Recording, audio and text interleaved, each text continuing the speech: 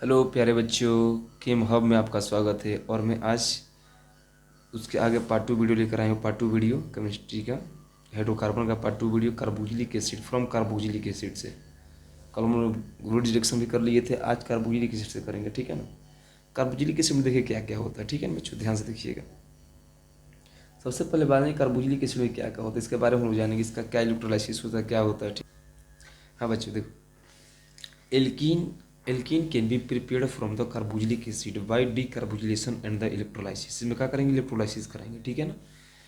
इसमें decarboxylation reaction क्या कराता है, when sodium salt of A mono carboxylic acid is the heated with the soda lime. Soda lime में mixture क्या होगा, NaOH होगा और CaO in the ratio of 3:1 के रेशियो होना चाहिए। एट अबाउट 637 केल्विन तो हमको क्या बनेगा, हमारा जो बन के तरह होगा वो क्या बनेगा, एल्कीन बन के क्या होगा, एल्कीन बन के क्या हो, रेडी हो जाएगा, ठीक है ना। यानी कैसे बनेगा, आइए इसके बारे में सबसे पहले जानते हैं। इसके बारे में सबसे पहले हम लोग जानते हैं, इसका सबसे पहले एक फार्मूला देखते हैं। फार्मूला आर देखना, RCOONA, RCOONA अब प्लस यहाँ पे कितना होगा, NaOH के साथ। NaOH के साथ करेंगे, किसके साथ हीट करना है, तो CO के प्रेजेंस में, CO के प्रेजेंस में करेंगे, हीट करेंगे, क्या करेंगे, हीट। जब इसको हीट करेंगे तो हमको बनेगा RH, एल्कीन बनेगा, प्लस में क्या बनेगा, Na2CO3 बनेगा, ठीक है। ये हमारी इक्वेशन है, ये हमारा का एग्जाम्पल है। फार्मूला इसको याद करेंगे, अब एग्जाम्पल लेता आपको पता चल जाएगा। Example CH3 COONA Na plus NaOH। मुझसे देखो, इसमें से क्या कर रहे हैं, यहाँ से देखना, एक एक चीज़ देखिएगा, यहाँ से इतने पार्ट को आपको खींच के इसमें से निकाल देना, इतने पार्ट को खींच के निकालना था। तो मेरे पास क्या बचे, RH बचे। इसमें से क्या करेंगे, इतने पार्ट को यहाँ से खींच के निकाल दो, खींच के निकाल दो यहाँ से। देखो क्या बनेगा, CaO और हीट करेंगे इसको हीट करेंगे तो क्या बनेगा, देखिए ये बनेगा CH3 और ये यहाँ पे का CH4 मीथेन बन गया, एल्केन बन गया, Na2CO3 बाहर हो गया। कोई दिक्कत है, यानी हम इस ये मैंने एक और लेते हैं, एक reaction B number CH3 COONA plus NaOH के प्रेजेंस में जब ये लेते हैं, जैसे CaO का होगा, CaO और यहाँ पे डालेंगे हीट को जब गर्म करेंगे तो ये हमारे यहाँ से ये पूरा ले लेंगे, ये पूरा लेंगे पूरा। तो क्या बनेगा, Na यहाँ बनेगा हमारा CH3 और क्या बनेगा, CH3 बन जाएगा, देखो तो। अब प्लस Na2CO3 हमारे पे यहाँ पे बच जाएगा, ठीक है बच्चों। तब समझ में आ गया। यानी हम नोट में लिखे, नोट किसका नोट कि the alkanes formed one carbon atom less than the carboxylic acid less than the carboxylic acid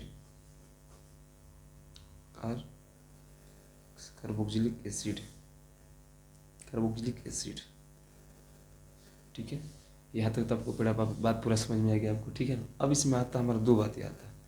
एक हमारी इसमें बात आएगी, ए नंबर जो बात आता है उसका नाम है, ए नंबर है, एक नंबर लेते हैं, रोमन अंक में एक नंबर, समझ में आपको भी आएगा। उसको बोलते purpose of CaO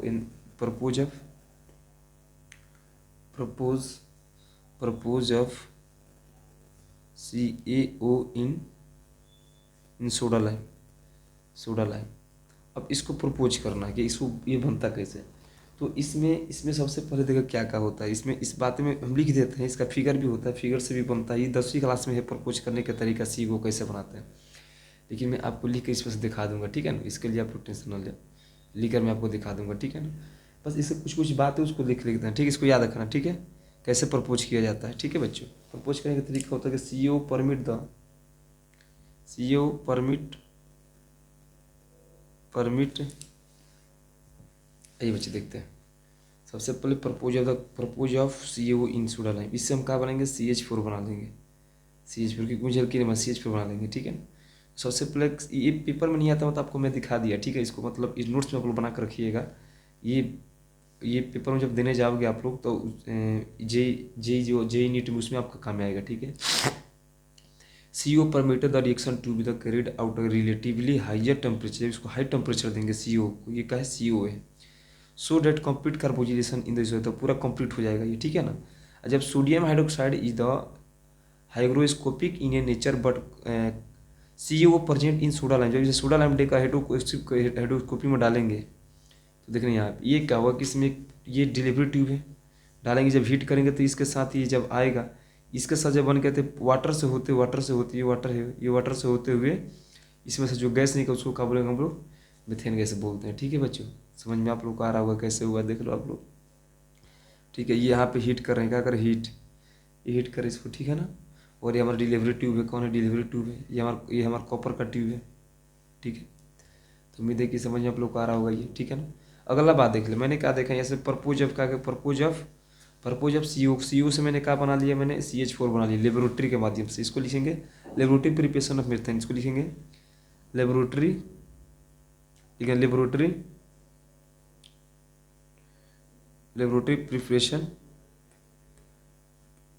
preparation of methane CH4, laboratory की प्रिपरेशन मैंने मीथेन कैसे बना लिया, ठीक है बच्चों।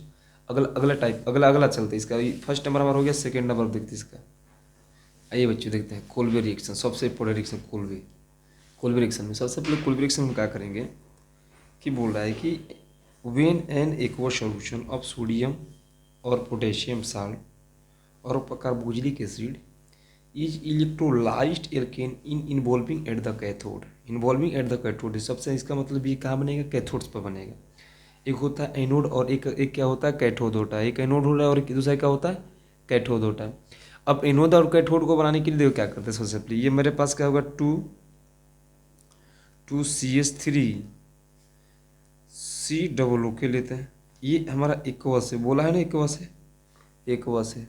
इसको क्या देख, इसमें क्या होगा इक्विलिब्रियम प्रोसेस होगा, ठीक है ना, दोनों तरफ हो सकता है, ठीक है ना। और यहाँ पे क्या होगा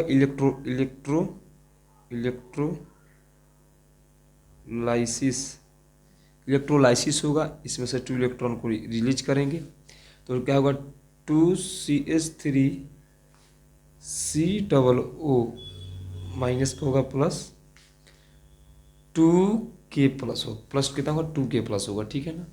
अब लिखेंगे एट एनोड में, देखिए एनोड में क्या होता है, मेरा ये बना ये वाला, तो यहाँ पे लिखेंगे 2CH3 COO माइनस है तो इसमें से 2 इलेक्ट्रॉन को हम निकालेंगे, ठीक है ना। तब जाकर ये बनेगा हमारे पास 2CH3 COO, लेकिन अभी भी क्या है अनस्टेबल है, ये अनस्टेबल है, ठीक है, अनस्टेबल है।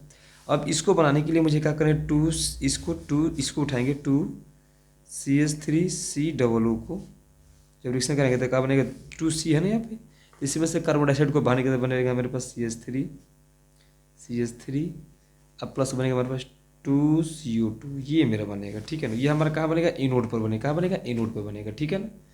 ये बनेगा मेरा एनोड पे। सबसे पहले मैंने ये देखो 2CH3 COO को इसको मैंने इलेक्ट्रोलाइसिस किया तब माइनस से प्लस में टूट गया, इसमें 2 इलेक्ट्रॉन निकाला तो अनस्टेबल फॉर्म में आया, फिर अनस्टेबल को मैंने इसमें से कार्बन डाइऑक्साइड निकाल दिया, ठीक है ना।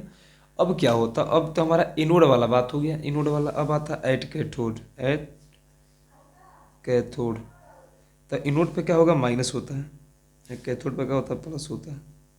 एट कैथोड पे जब हम आएंगे तो वहाँ कुछ बात है, इसमें से क्या होगा कि इसमें हाइड्रोजन H प्लस जो होता है H प्लस इतना ज़्यादा H प्लस जो होता है, इसमें से एक इलेक्ट्रॉन को जोड़ेंगे तो पूरा हमारा क्या बनेगा एक H बन के तैयार होगा, ठीक है ना। जब ये H प्लस और H प्लस को जोड़ेंगे तो क्या बनेगा H2 बनता है, ध्यान से देखिएगा H2 बनता है। तो लिखेंगे यहाँ पे द H प्लस, जिस तरह मैं लिखता हूँ सही आपको पेपर में लिख दे, H plus ions remain remain in the solution, in the solution, in the solution, thus thus thus the reaction may be written। आप कैसे लिखिएगा? अब ये तो मैं एक तो कैथोड बना दिया, एक तो एनोड बना दिया, तो आपको अब रिएक्शन कैसे लिखना है? मे बी आपको रिएक्शन कैसे लिखना देखिए, आपको रिएक्शन कैसे लिखना है सबको जोड़ के आपको रिएक्शन लिखना है यहाँ पे 2CH3 C O O के अब प्लस हाइड्रोलाइसिस का मतलब होता है 2H2 हो जाएगा। और इसके साथ क्या करेंगे? इलेक्ट्रोलाइसिस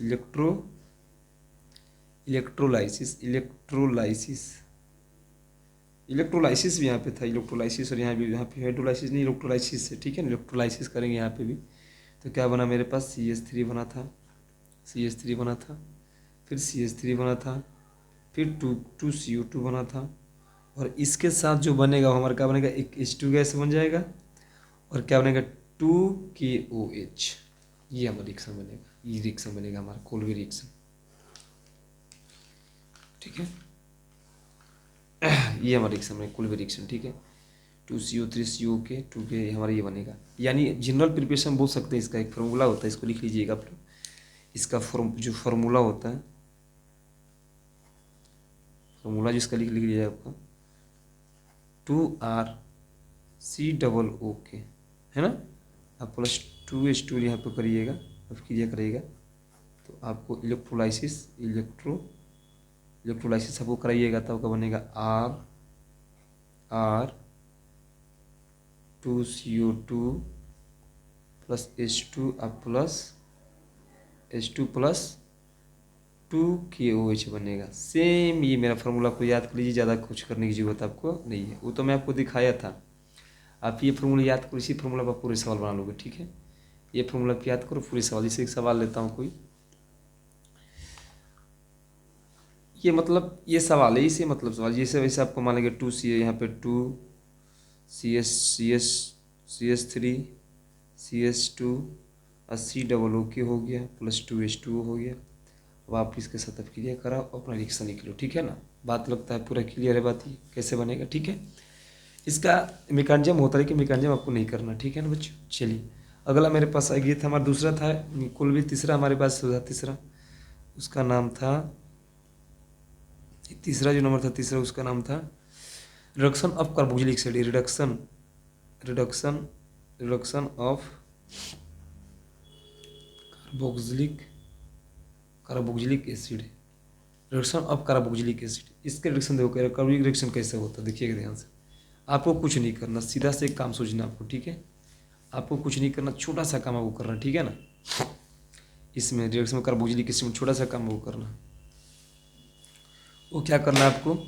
वो करना है कि जैसे कि RC करना OH कीजिएगा यहाँ पे, और 6HI के साथ क्रिया कराना है, और जो बचेगा यहाँ पे आपको रिडक्शन करना। तो यहाँ पे बनेगा RCH3 बनेगा आपका, प्लस 2H2O बनेगा आपका, प्लस क्या बनेगा आपका 3I2 बनेगा, ठीक है ना। तो ये हमारा क्या फार्मूला है, क्या है फार्मूला हो गया, ये यहाँ से तक फार्मूला हो गया, ठीक है ना। अब इसी पे आपको सवाल बनाना है।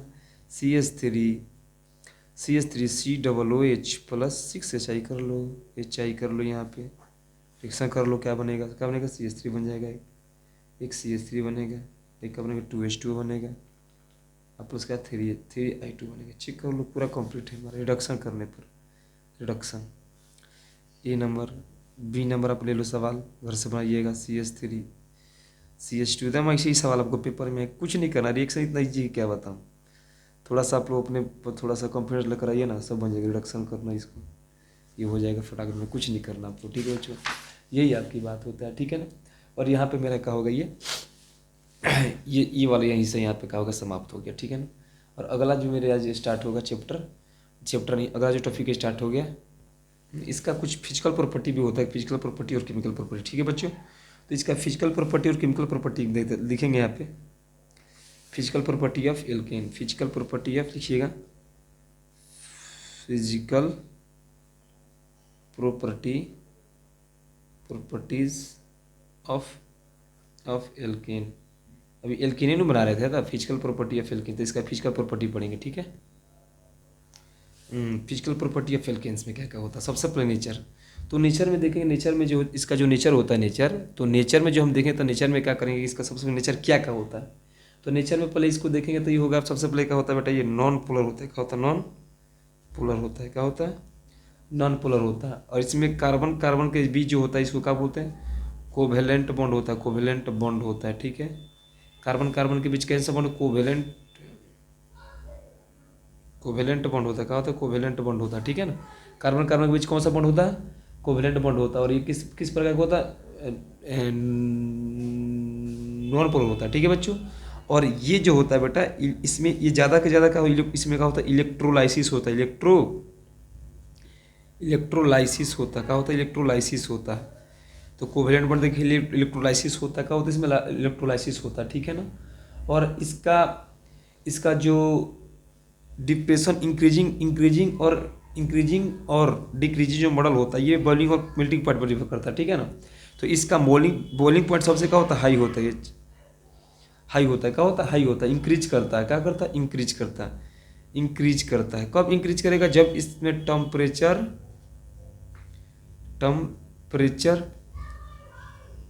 बेटा इंक्रीज करेगा। तो इसका बॉइलिंग पॉइंट क्या होता है, हाई होता है। क्या होता है, हाई होता है, ठीक है। इसका बॉइलिंग पॉइंट क्या होता है, हाई होता है। इस बात को याद रखिएगा, ठीक है ना।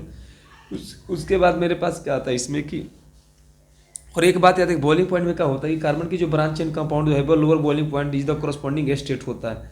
जब इसका मतलब लोअर बॉइलिंग पॉइंट कब होगा, तो इसका लोअर बॉइलिंग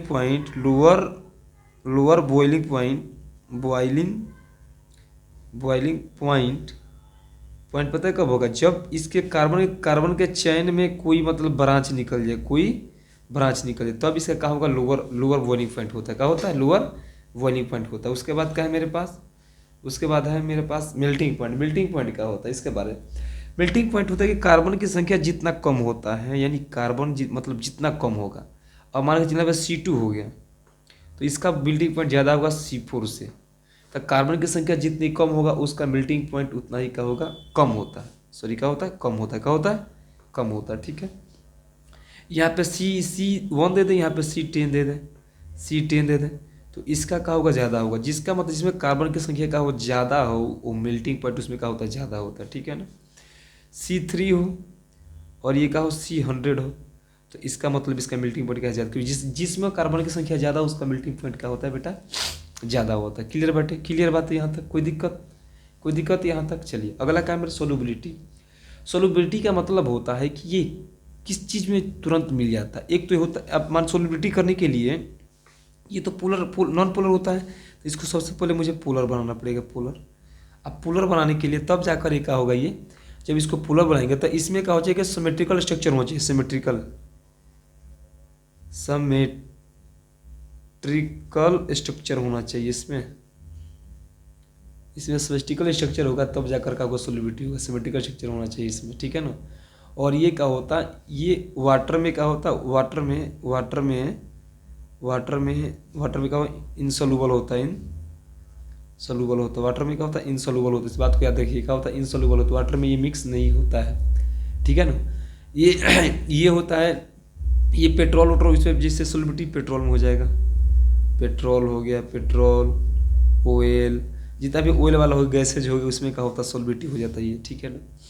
बात समझ में आ रहा है ना, सोलिबिलिटी समझ में आ गया। अब आता है मेरे पास डेंसिटी के बारे में। कौन सी बात है, डेंसिटी। अब डेंसिटी के बारे में देखते हैं, डेंसिटी क्या होता है। मतलब वही होता है, मतलब कि जिसमें मतलब हाइजर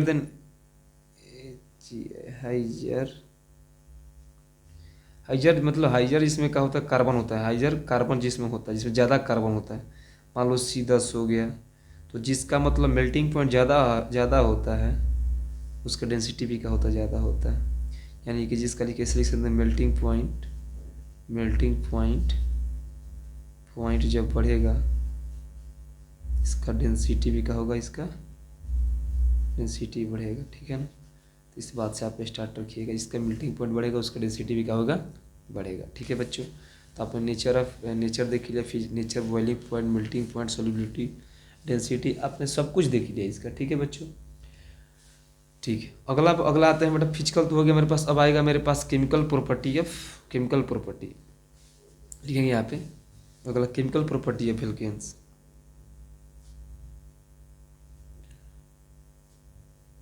केमिकल प्रॉपर्टीज ऑफ एल्केन्स। भाई इसका केमिकल प्रॉपर्टी देखते हैं। केमिकल प्रॉपर्टी में देखिए सबसे पहले क्या क्या देखेंगे इसमें। देखो केमिकल प्रॉपर्टी का वो देखो, कार्बन जिससे कार्बन कार्बन के बीच में क्या होता है, बॉन्ड होता है। कार्बन हाइड्रोजन के बीच में बॉन्ड होता है। अभी हमारा केमिकल प्रॉपर्टी यहाँ से स्टार्ट हो रहा है। और ये स्ट्रक्चर क्या होता है, एल्केन्स। और ये जो एल्केन्स होता है, एल्केन्स आपको पता है, एल्केन्स और देखेंगे स्ट्रक्चरल कंपाउंड होता है। स्ट्रक्चरल कंपाउंड होता है, क्या होता है, कंपाउंड होता है। ये स्ट्रक्चरल कंपाउंड होता है, ठीक है ना, स्ट्रक्चरल कंपाउंड होता है। और वेरी इसमें क्या होता है, ये जो होता है नॉन पोलर होता है। मैं बताया था फिजिकल में क्या होता है, नॉन पोलर होता है, नॉन पोलर होता है। और ये क्या होता है, नॉन पोलर होता है। और ये क्या होता है, very very less very less reactive होता है, रिएक्टिव होता है, वेरी लेस रिएक्टिव होता है, ठीक है ना, रिएक्टिव होता है। इसलिए इसमें बहुत सारे आता है। जैसे मान के चलो क्या आएगा आपका, एसिड आएगा, एसिड आएगा आपका, बेस होगा, एसिड होगा, बेस होगा, और ऑक्सीडाइजिंग एजेंट होगा, ऑक्सीडाइजिंग एंड रिड्यूसिंग एजेंट होगा, रिड्यूसिंग एजेंट होगा, ठीक है। ये सब बात इसमें आएगा, ठीक है ना। ये सब होगा, ऑक्सीडाइजिंग होगा, रिड्यूसिंग होगा इसमें, ठीक है ना। और इसका कुछ सॉल्युबिलिटी होता है, ठीक है ना। तो ये हमारा क्या हो गया, केमिकल प्रॉपर्टी में आता है। केमिकल प्रॉपर्टी में एक नंबर जो पढ़ेंगे उसका नाम है बेटा, ध्यान से देखिएगा। अब केमिकल प्रॉपर्टी मेरा यहाँ से स्टार्ट है, ठीक है, यहाँ से क्या है, स्टार्ट है, ठीक है ना। केमिकल प्रॉपर्टी पढ़ेंगे हम substitution reaction,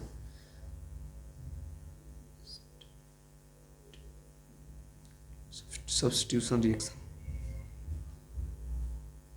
reaction of alkanes, substitution reaction of alkanes पढ़ेंगे, ठीक है ना। तो लिखेंगे इसमें एक मिनट ब्लैक पेन से लिख रहे हैं, the substitution reaction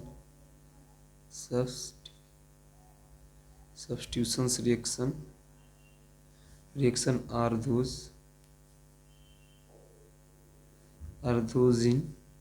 those in which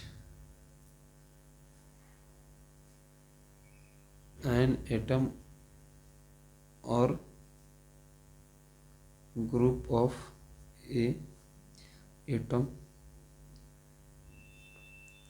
in a molecules is replaced by some other atom or group of atom। यानी कहने का मतलब है कि atom group of the atom in a molecule is replaced by some other atom और group of atom, some other atom और group of atom. और क्या होगा उसमें ग्रुप ऑफ एटम में, तो सबसे पहले पढ़ेंगे हम लोग इन और पढ़ेंगे, उसका नाम है हैलोजिनेशन। क्या होगा, हैलोजिनेशन। सबसे पहला पढ़ेंगे उसका नाम है बेटा हैलोजिनेशन, ठीक है। हैलोजिनेशन में एक नंबर पढ़ेंगे क्लोरीनेशन। क्या पढ़ेंगे, क्लोरीनेशन पढ़ेंगे। तो इसमें क्या होगा, देखिए क्लोरीनेशन में क्या होगा, ये नंबर देते हैं CH4। मतलब हैलोजिनेशन क्या होता है, क्लोरीन हो सकता है, फ्लोरीन हो सकता है, ब्रोमीन हो सकता है, और आयोडीन हो सकता है, सब तो हो सकता है ना। तो एक नंबर पढ़ेंगे क्लोरीनेशन। CH4 को Cl2 के साथ क्रिया कराएंगे, किसके ऊपर से बेटा, तो पर हमारे पास क्या होगा, लाइट और हीट के साथ, हीट है मान लो, हीट से तब क्रिया करेंगे तो क्या बनेगा, CH3Cl। और इसमें से क्या होगा हमारे पास, HCl का हो जाएगा, बाहर हो जाएगा, बाहर हो जाएगा। बी नंबर ले लो, CH3Cl ले लो। और यहाँ पे क्या करो, Cl सब क्रिया कराओ, Cl2 सब क्रिया कराओ, तो वही Hb मतलब हीट के प्रेजेंस में क्या बनेगा, CH2 बनेगा, यहाँ पे Cl2 बनेगा। फिर यहाँ पे हमारा HCl बाहर निकलेगा। फिर रखी पर फिर इसको उठाएंगे CH2Cl2 को उठाएंगे, फिर Cl2 सब क्रिया कराएंगे, फिर Hb के प्रेजेंस में Hb। तो क्या बनेगा CH बनेगा और Cl3 बनेगा और ये Cl का होगा बाहर होगा। फिर इसको उठाएंगे CH और Cl3 को उठाएंगे ABCD, इसको Cl3 को उठाएंगे CH और Cl3 को उठाएंगे तब क्या बनेगा Cl2 बनेगा और HB का बनेगा HB बनेगा। तो ये क्या बनेगा मेरे पास CCl4 बन जाएगा और ये हमारे HCl बन गया। तो ये हमारा इसको क्या बोलते हैं क्लोरीनेशन बोलते हैं। क्या बोलते हैं कोई सबका नाम है chloro methyl chloro Mithil chloro ethyl chloro, इसको बोलते हैं क्लोरोफॉर्म। क्या बनता है क्लोरोफॉर्म, मतलब पेपर में आता है इसको क्या बोलते हैं क्लोरोफॉर्म। ये सब पेपर में आते हैं, सबका नाम मैं लिखवाया था आपको। इसको बोलेंगे क्लोरोमेथेन, क्लोरोमेथेन इसको बोलते हैं क्लोरोमेथेन। इसको बोलते हैं डाई क्लोरोमेथेन, इसको बोलते हैं डाई क्लोरोमेथेन, क्लोरोमेथेन मेथेन बोलते हैं, डाई क्लोरोमेथेन बोलते हैं। इसको बोलते हैं क्लोरोफॉर्म, एक मिनट क्लोरोफॉर्म बोलते हैं, क्लोरोफॉर्म याद रखना। क्लोरोफॉर्म कब बनता है, ठीक है ना। और ये हमारे क्या है कार्बन टेट्राक्लोराइड, इसको बोलते हैं कार्बन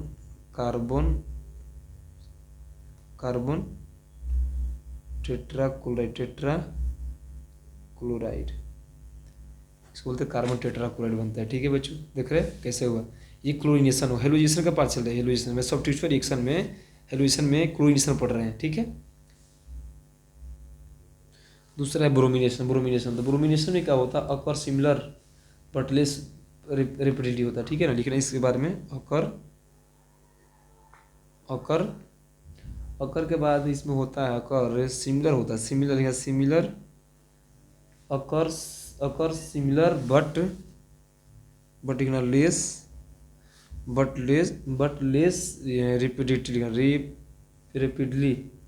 रेपिडली। इसमें क्या होता है ना रेपिडली होता है। रेपिडली मतलब ये क्या होता है, इसमें मतलब कि लेस होता है, इसमें रिपीट नहीं करता है, ठीक है ना। इसलिए ब्रोमिनेशन बहुत कम होता है, ठीक है ना। ब्रोमिनेशन ही होता है हमारे पास, क्या होगा ब्रोमिनेशन नहीं होता, ठीक है ना। पूछेगा पेपर में हाइड्रोजेशन ब्रोमिनेशन का होता है, इसमें क्या होता है रिपीटली उसमें नहीं होता है, लेकिन कोरिलेशन में रिपीटेटिव हो सकता है, ठीक है ना। तीसरा हमारे पास क्या है, तीसरा आइडोनेशन आइडिनेशन के लिए देखेंगे। आइडिनेशन में क्या होता है, आइडिनेशन में जैसे मान लो CH4 है, ये नंबर CH4 है, तो CH4 को I के साथ हिट करो, I2 के साथ पर इसमें हिट करेंगे हीट, तो इसमें क्या होता है दोनों तरफ रिएक्शन होता है, याद रखना क्या होता है हिट करेंगे हीट करेंगे तो हमारा क्या बनेगा CH3 methyl iodide plus HI का होगा, वो बाहर हो जाएगा ठीक है ना। फिर एक बार बी में देख लो, फिर क्या करो उसको बी में क्या इसी HI को लेकर 5HI के साथ क्लियर करा लो, तो 21 के साथ HiO3 के प्रेजेंस में इसको हीट कर लो तो क्या 3H2 बनाएगा प्लस कितना बनेगा 3I2 बनेगा, 3H2 और 3 का बनेगा I2 बनेगा, ठीक है 3I2, ठीक है 3H2 और 3I2 बनेगा, ठीक है बच्चों। और इसी सी में 2HI ले लो, 2HI को 2HNO3 के साथ अब क्रिया करो, तो क्या बनेगा हमारे पास 2H2 बनेगा, 2H2O प्लस 2NO2 प्लस क्या बनेगा हमारे पास I2 बनेगा, क्या बनेगा I2, ठीक है। ये हमारा क्या होगा आइडोनेशन होता है, क्या होता है आइडोनेशन, ठीक है। देख लीजिए आइडोनेशन कैसे है, ठीक है। अगला क्या है मेरे पास चौथा उसका नाम है बेटा फ्लोरीनेशन